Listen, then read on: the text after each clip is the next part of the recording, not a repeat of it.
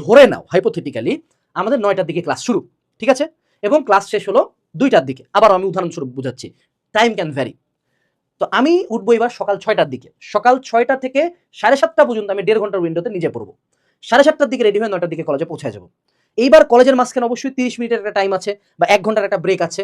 এই ব্রেকের টাইমটাতে আমি মসজিদে যে নামাজটা পড়ে আসে, বাকি পুরো টাইম টিফিন টাইমটা রুমের মধ্যে বসে পড়বো। এবং আমি যদি কোনো ট্রান্সপোর্ট ইউজ করি, আমি বাসের মধ্যে বসে পড়বো। তুই আমাকে আতেল বল, আমার কোনো যায় আসে না, কারণ অ্যাডমিশনের রেজাল্টটাই কথা বলবে আমার, ঠিক আছে, আমার এইচএসসি রেজাল্ট কথা বলবে। এবং তারপরে কলেজ যখন শেষ হইলো, আমি হয়তো বা 2টা প্রাইভেট পড়লাম, যে কোনো সময় ফাঁকা টাইমে ধরো না কলেজের মধ্যে কোনো একজন টিচার ক্লাস দিচ্ছে, সে হয়তো খুব একটা ফোকাস দিচ্ছে না, ক্লাসটা তোমার ভালো লাগতেছে না, সেক্ষেত্রে তুমি পিছন দিকে যায় খাতা কলম ওপেন করে বই ওপেন করে পড়ো, টিচার তোমাকে মেজরিটি অফ দ্য কেসে কিচ্ছু বলবে না। এই কাজগুলো করার মূল রিজন হলো যে তোমাকে ফ্রি টাইম বের করতে হবে। এখন তো আমরা কি করি, আমরা একটা এক্সকিউজ খুঁজি যে ভাইয়া আমার ক্লাসে অনেক প্রেশার ভাই, ব্যাচ টেস্ট করে টাইম পাই না, তাই নিজে পড়তে পারি নাই। Do you think no one gives a single shit about your excuses? No, এই এক্সকিউজটা তোমার জন্য ভ্যালিড।